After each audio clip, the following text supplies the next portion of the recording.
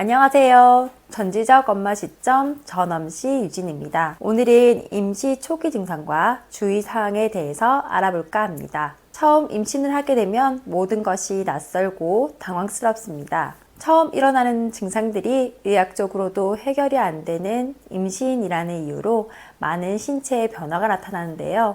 임신 초기에 조심하라고 하는데 어떤 것을 어떻게 조심해야 하는지 알아보겠습니다. 우리가 임신을 확인하게 되는 가장 보통의 경우는 생리를 안 하게 되면 임신 테스터기를 통한 확인입니다. 임신 테스터기에 두 주를 확인하게 되면 산부인과를 방문하게 되는데요. 보통 마지막 생리 기준으로 6주에서 7주 정도 되는 시점에 방문하는 것이 좋습니다.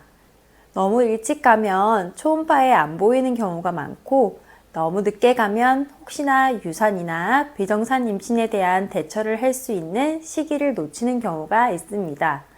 산부인과에 방문하여 아기 집을 확인하고 난소나 자궁에 혹이나 기형이 있는지 확인을 하게 됩니다. 임신을 하게 되면 그 전에 몸에 나타났던 현상들이 임신을 가리키고 있었다는 것을 알게 되는데요. 임신을 하게 되면 호르몬 분비가 많아집니다. 그래서 호르몬의 노예가 되기 때문에 임산부님들은 많이 힘이 드신데요. 일단 피로감을 아주 쉽게 느끼게 됩니다. 잠도 많이 오고요. 그리고 얼굴이 붉어지거나 여드름이 생길 수도 있습니다. 두통이 오거나 어지러움증을 느끼는 분들도 있습니다. 가슴과 자궁뿐만 아니라 몸에 통증이 생기는 분들도 있다고 합니다.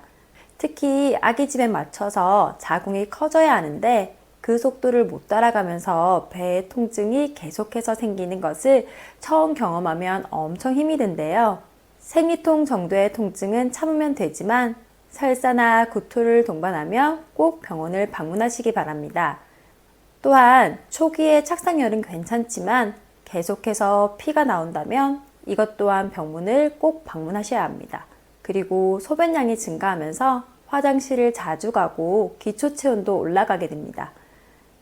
이런 시기가 조금만 지나면 바로 공포의 입덧의 시기가 오게 됩니다. 입덧은 따로 알려드리겠지만 너무 심하지만 않으면 일정 기간이 지나면 모두들 괜찮아집니다. 하지만 너무 심해서 배가 아프고 영양소 섭취를 못하게 되면 입덧약을 처방받거나 링거를 맞아서 영양분을 섭취하셔야 합니다. 입덧의 시기에는 꼭 식욕도 함께 오게 되는데요. 적당한 영양소 섭취와 맛있는 음식을 드시는 것은 좋습니다. 하지만 과도하게 단 음식이나 영양분을 섭취하게 되면 추후 임신성 당뇨, 고혈압, 단백뇨가 올 수 있습니다. 특히 임상검사를 통과 못하게 된다면 임신 내도록 식단을 해야 하고 아이들에게 미안한 마음과 음식 조절 그리고 운동을 해야 하기 때문에 임신을 인지하신 이후부터는 음식에 대해서 주의를 하셔야 합니다. 특히 흡연과 음주는 절대 하시면 안 되고 모유수유를 생각하신다면 출산 이후까지도 먹으시는 음식에 대해서 조심하셔야 합니다. 흡연과 음주는 태아의 중추신경계에 심각한 문제를 일으켜서 발달 장애를 일으킬 수도 있습니다. 임신 중에는 본인뿐만 아니라 태아에게도 영향이 그대로 가기 때문에 술, 담배는 절대 안 되며 약 또한 확인을 하시고 전문의의 처방을 받아서 복용하셔야 합니다. 그 다음은 카페인입니다.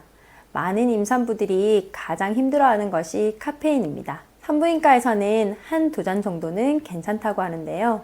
하지만 카페인이 태아와 신생아에게 부정적인 영향을 준다는 연구는 많이 있습니다. 우리가 일상생활 중 모르고 섭취하는 카페인도 많기 때문에 과하지 않게 적정선을 유지하시는 것이 좋습니다. 그리고 요즘은 무알콜 맥주와 디카페인 제품들이 존재합니다. 이런 것들은 조금은 스트레스를 풀 수도 있습니다. 무알콜 맥주는 꼭 0.00%인지 잘 확인하시고 드셔야지 정말 알코올이 하나도 없으니 참고하세요. 어머니는 위대하다. 임상과 출산, 육아를 경험해보면 왜 이 말이 나왔는지 알 수 있습니다. 힘들겠지만 조금만 힘내서 버티시면 정말 이쁜 아이를 건강하게 만나실 수 있습니다. 모든 산모님들의 건강한 임신, 출산 생활이 될 수 있도록 힘내시고 화이팅입니다. 끝까지 시청해주셔서 감사드리며 좋아요와 구독 부탁드리겠습니다. 오늘도 행복한 하루 되세요. 감사합니다.